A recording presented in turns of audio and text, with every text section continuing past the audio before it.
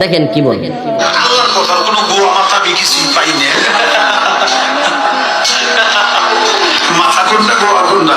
ইস, নাউজুবিল্লাহ, জোরে বলেন, আরো জোরে বলেন নাউজুবিল্লাহ। এই বদমাইশ বলতেছে আল্লাহর কথার নাকি সে গোয়া মাথা কিছুই পায় না। এটা কি কোরআনকে তাচ্ছিল্য করা নয়? আল্লাহ পাকের কালামকে তাচ্ছিল্য করা নয়? আল্লাহকে নিয়ে কটূক্তি নয়? আল্লাহকে নিয়ে, রাসূলকে নিয়ে কটূক্তি করা, এগুলা যদি তোদের বাক স্বাধীনতা হয়, তোদের কল্লা ফেলে দেওয়া আমাদের হাত স্বাধীনতা।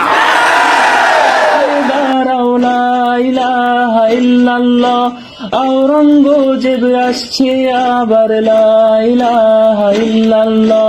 নবীকে নেতাকে, লা ইলাহা ইল্লাল্লাহ। মুহাম্মাদুর রাসূলুল্লাহ, লা ইলাহা ইল্লাল্লাহ।